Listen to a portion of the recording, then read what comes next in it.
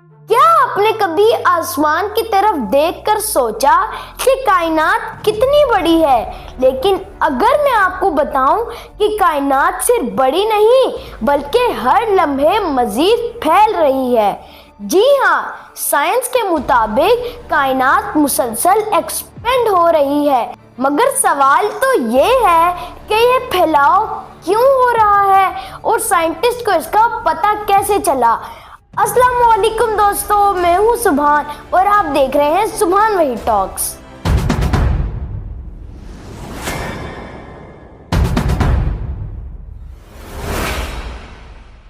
Video को आगे जारी रखने से पहले मेरी आपसे एक छोटी सी रिक्वेस्ट है कि मेरे चैनल को सब्सक्राइब करें और बेल आइकन को प्रेस करें ताकि हर नई आने वाली वीडियो सबसे पहले आप तक पहुंच सके।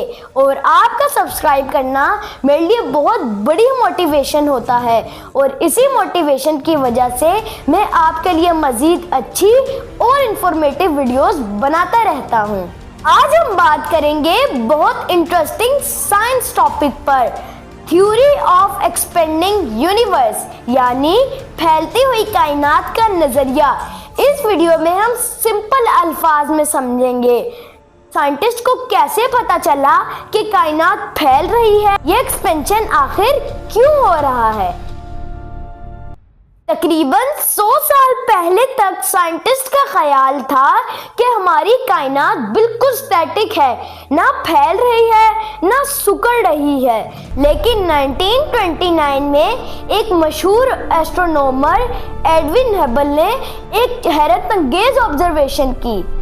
उन्होंने पावरफुल टेलीस्कोप की मदद से दूर दूर की गैलेक्सीज ऑब्जर्व की और उन्होंने देखा कि ज्यादातर गैलेक्सीज एक दूसरे से दूर जा रही हैं।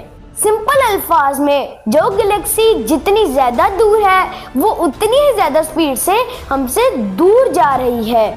इस ऑब्जर्वेशन को हबल लॉ कहा जाता है। इसी डिस्कवरी ने साइंटिस्ट को यह समझने में मदद दी कि कायनात वाकई एक्सपेंड हो रही है। आइए एक एग्जाम्पल के साथ समझते हैं।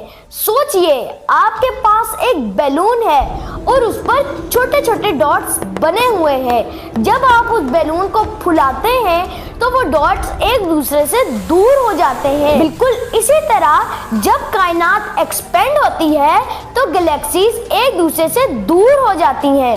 साइंटिस्ट के मुताबिक ये एक्सपेंशन तकरीबन 13.8 बिलियन ईयर्स पहले शुरू हुआ जब बिग बैंग हुआ। बिग बैंग वो लम्हा था जब ये कायनात एक बहुत छोटी, बहुत गर्म और बहुत डेंस हालत से अचानक फैलना शुरू हुई और उस वक्त से लेकर आज तक कायनात का ये एक्सपेंशन मुसलसल जारी है। 1998 में कुछ एस्ट्रोनॉमर्स ने दूर दूर की सुपरनोवा एक्सप्लोजन को ऑब्जर्व किया। उन्होंने देखा कि कायनात का सिर्फ एक्सपेंशन ही नहीं हो रहा बल्कि वक्त के साथ और तेज होता जा रहा है। इस फिनोमिना को समझने के लिए साइंटिस्ट ने एक मिस्टीरियस फोर्स का आइडिया दिया जिसे हम डार्क एनर्जी कहते हैं। डार्क एनर्जी असल में क्या है? साइंटिस्ट का कहना है कि कायनात का तकरीबन 68% हिस्सा डार्क एनर्जी पर मुश्तमिल है। ये एनर्जी स्पेस को पुश कर रही है और गैलेक्सीज को और तेजी से दूर कर रही है।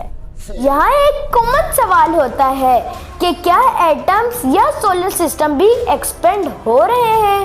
साइंस के मुताबिक जवाब नहीं है। एटम्स, मॉलिक्यूल्स, प्लैनेट्स, स्टार और गैलेक्सी अपना साइज बढ़ाते नहीं हैं। इसकी वजह है कि छोटी स्केल पर कुछ स्ट्रॉन्ग फोर्सेस होती हैं जैसे ग्रेविटी और इलेक्ट्रोमैग्नेटिक फोर्स जो चीज़ों को आपस में मजबूती से जोड़ कर रखती हैं और एक्सपेंशन होने नहीं देती। हकीकत में एक्सपेंड सिर्फ वो स्पेस होती है जो गैलेक्सीज के दरमियान मौजूद है, ना कि खुद ऑब्जेक्ट। तो दोस्तों थ्योरी ऑफ एक्सपेंडिंग यूनिवर्स हमें ये बताती है कि हमारी कायनात स्टैटिक नहीं बल्कि मुसलसल एक्सपेंड हो रही है।